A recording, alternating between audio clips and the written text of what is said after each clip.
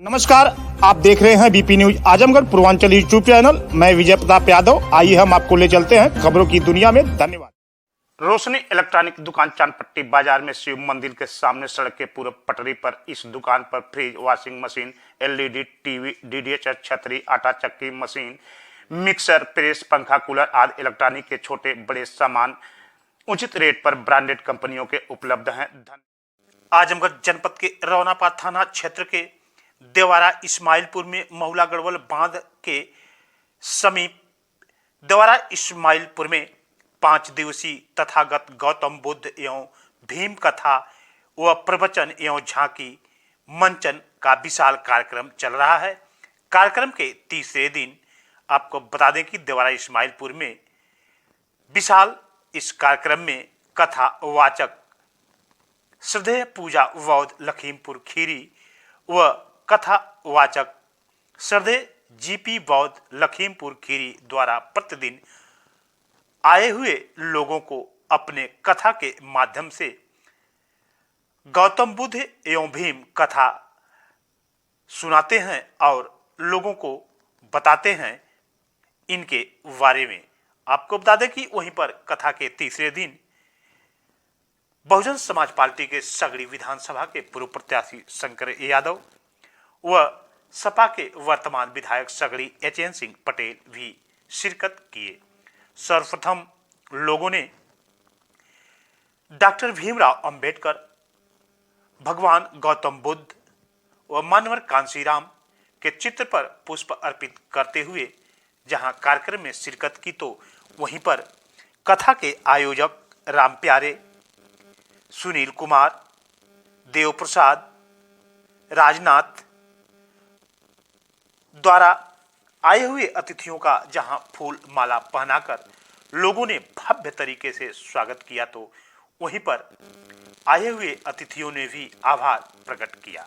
आपको बता दें कि उन लोगों द्वारा बताया गया कि प्रतिदिन इस कार्यक्रम में कथावाचिका पूजा बौद्ध द्वारा और कथावाचक जीपी बौद्ध द्वारा कार्यक्रम को सफल बनाने के लिए अपने कथा के माध्यम से लोगों को बताते हैं।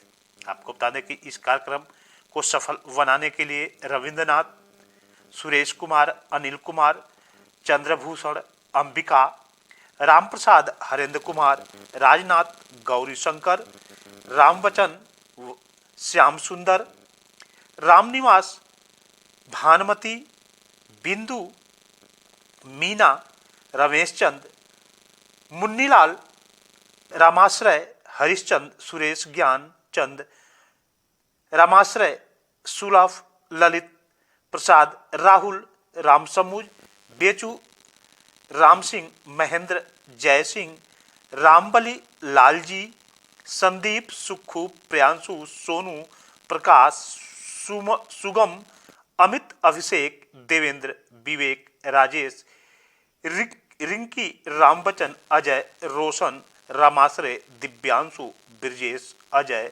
सुरेंद्र, पारस, सुभाष, आशीष, प्रिंस एवं समस्त ग्रामवासियों द्वारा इस कार्यक्रम को सफल बनाने के लिए जी जान से लगे हुए हैं। आपको बता दें कि वहीं पर सबसे पहले हमारा सभी से जय भीम बुद्धाय नमो अम्बेडकर। और मेरा नाम है पूजा बौद्ध, डिस्ट्रिक्ट लखीमपुर खीरी से चल करके आए हुए हैं। और इस समय मेरा प्रोग्राम जिला आजमगढ़ में चल रहा है और बहुत ही अच्छा लग रहा है इस गांव में आ करके हमें। और जो यहाँ कथा चल रही है, हम लोग जो गांव-गांव में जा करके बाबा साहब, भगवान बुद्ध, अन्य महापुरुषों की विचारधारा को बताने का कार्य कर रहे हैं। जो बाबा साहब का कारवा अधूरा है उसको पूरा करने की कोशिश सभी लोग करने के लिए प्रयास कर रहे हैं। और मैं यही चाहूँगी जितने हमारे दर्शक हैं, धर्म उपासक हैं, उपासिकाएँ हैं, सभी ज़्यादा से ज़्यादा अपने महापुरुषों को जाने, अपने महापुरुषों की विचारधारा को जाने और अपने जीवन में उतारे, लागू करें। बस यही मैं चाहती हूँ। मैडम, बड़ा सवाल है कि एक आप महिला हैं और लखीमपुर खीरी से चल करके आई हैं, तो क्या लोगों को आप घर से निकले हैं तो तमाम तरह की चर्चाएं होती है, खासकर महिलाओं के लिए, तो महिलाओं को क्या संदेश देना चाहेंगी? वैसे तो फिलहाल जब एक महिला जब बाहर निकलती है तो अनेक समस्याएं आती रहती हैं, बहुत ही कठिनाइयाँ झेल करके एक महिला औरत आगे बढ़ती है। क्योंकि हमारे समाज में क्या है, महिलाओं को आगे नहीं बढ़ने का अवसर नहीं मिलता है। कुछ महिलाएं अगर बढ़ना भी चाहती हैं तो मतलब कि समाज की वजह से आगे नहीं बढ़ पाती हैं। इसीलिए फिलहाल हमारा संदेश है, अपने जो अगर आप कुछ करना चाहती हैं, आगे बढ़ना चाहती हैं, तो हमें पूरा अधिकार है आगे बढ़ने का, कुछ करने का। जो बाबा साहब ने हमें अधिकार दिया है उसको व्यर्थ ना गंवाएं और अपने महापुरुषों की विचारधारा पे चलें और जो आप कार्य करना चाहते हैं वो करें, यही चाहते हैं। आप इस देवरांचल में आए हैं काफ़ी दूर से चल करके, तो क्या लग रहा है, देवरांचल की जनता से आप मिली हैं, देख रहे हैं सर्व समाज के लोग जुड़े हुए हैं, तो कैसा लग रहा है आपको? मुझको तो यहाँ बहुत अच्छा लग रहा है। यहाँ के लोग ही बड़े ही प्रिय हैं और ज़्यादा से ज़्यादा मैं एक बात यहाँ पे मैंने देखी है कि यहाँ लोग जो हैं शिक्षा पे विशेष ध्यान देते हैं और ये जान करके हमें बहुत खुशी होती जो हमारा समाज आगे बढ़ रहा है और शिक्षा पे विशेष ध्यान दे रहा है। मैडम, अपने गीतों के माध्यम से कुछ दर्शकों को सुनाना चाहेंगे?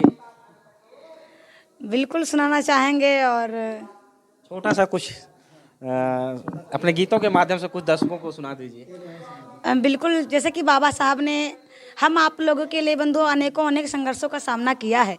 जहाँ तक कि अपने 4 बच्चों की कुर्बानी दे दी सोची समाज के लिए, अपने घर परिवार को नहीं देखा। तो बाबा साहब के सम्मान में केवल कुछ कहना चाहूँगी कि बाबा साहब ने कैसे इस बहुजन समाज की लड़ाई लड़ी है। आइए कहना है कैसे भैया कि मेरे सारे शोषितों के, सारे बहुजन के, वो सारे दलितों के हित की लड़ाई लड़ाई बाबा भीम ने लड़ी, लड़ाई बाबा भीम ने लड़ी है, लड़ाई बाबा भीम ने लड़ी। और आओ कर लें, कैसे भैया कि आओ कर लें इनकी बड़ाई, लड़ाई बाबा भीम ने लड़ी।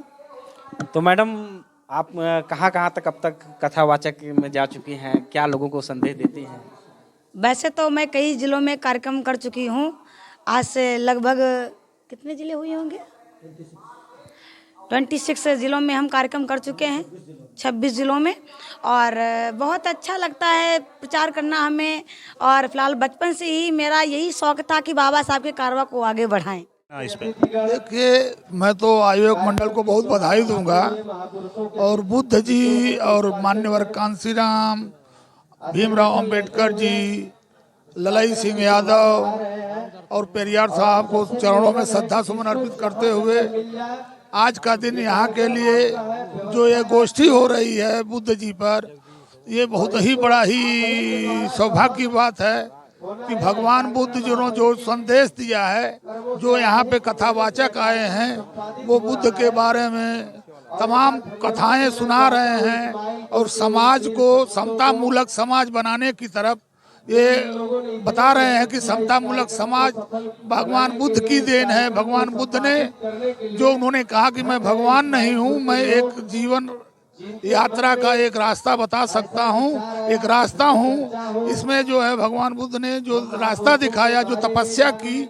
कि लोग मरते हैं तो जाते कहाँ हैं और फिर पैदा होते हैं तो जवान कैसे होते हैं, तमाम चीज़ों के बारे में अध्ययन करने के बाद, तपस्या करने के बाद जो खीर से उन्हें ताकत मिली, उस खीर के बाद मध्यम रास्ता अपनाया और उन्होंने जीवों पर दया करो, चोरी न करो, हत्या पाप न करो, जियो और जीने दो का संदेश दिया। समता मूलक समाज बने, संगठन बने, शिक्षित बने और शिक्षा से ही सब कुछ मिलने वाला है और संगठन बना के रहिए, संगठन में ही शक्ति है। ये सब जो है उनके 5 संदेश थे और 5 संदेश के बारे में यहाँ पे बताया जा रहा है और लोग कथा को सुन रहे हैं। मैं सभी को ढेर सारी बधाई देता हूँ। आयोजक मंडल को क्या कुछ करना चाहते हैं? आयोजक मंडल को मैं ढेर सारा बधाई दूंगा, राम प्यारे जी को और जितने भी यहाँ साथी हैं उनके साथ लगे हुए मैं ढेर सारा बधाई देता हूँ। आज जब भी एक कार्यक्रम का मेरे जैसा भाई जो है सामने खड़ा रहेगा। आज अपने विधानसभा में बहुत कथा हो रही है, द्वारा इस्माइलपुर में, द्वारांचल में आए हुए हैं, क्या कुछ कहना चाहते हैं? नहीं, देखिए, जब से मैं यहाँ विधायक हुआ हूँ, ये इस्माइलपुर में अपने आप में ये अनूठा प्रोग्राम देखने को मिल रहा है। और इस कार्यक्रम के माध्यम से जितने भी हमारे आदर्श महापुरुष हुए हैं, अगर उनको याद करके समाज में उनकी उपलब्धियां बताना हो या उनके पथ पे चलने का संदेश देना हो, तो इससे बड़ी उपलब्धि हम नहीं समझते कि किसी कार्यक्रम में हो सकती है। आयोजक मंडल को क्या कुछ कहना चाहिए? बहुत बहुत धन्यवाद देना चाहता हूं कि जिनके दिमाग में इस तरह की पॉजिटिव सोच है। आज का ज़माना देखिए कहां से कहां जा रहा है।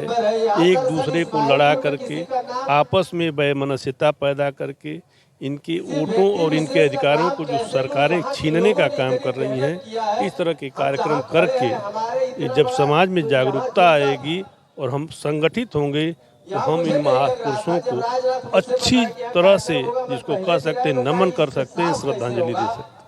ऐसे कार्यक्रम लोगों को करवाना चाहिए। बिल्कुल करवाना चाहिए। अगर इस तरह के कार्यक्रम होते रहेंगे तो समाज में इन महापुरुषों के बारे में जानकारी और समाज को जो इन्होंने दिया है अपना बलिदान, अपने बलिदान की वजह से समाज को इतने स्तर ऊंचा किया है, इस तरह की अगर सोच करके कार्यक्रम करते हैं लोग, तो इससे बड़ी हम नहीं समझते कोई उपलब्धि। नहीं, युवाओं को तो मैं यही कहना चाहूँगा कि आज के युवा, जो सरकारों की मंशा है कि ये पढ़ाई से दूर हो, और युवा वास्तव में पढ़ाई से दूर होकर के गलत लत की ओर जा रहे हैं, तो यदि अपने महापुरुषों को याद करके कि हमारे महापुरुषों ने अपने समाज को बनाने के लिए कितना बलिदान दिया है, अगर उनके बारे में उनको 1% भी जानकारी हो जाए, तो हमारे समझते हैं कि युवाओं का जीवन जो है सार्थक हो जाएगा।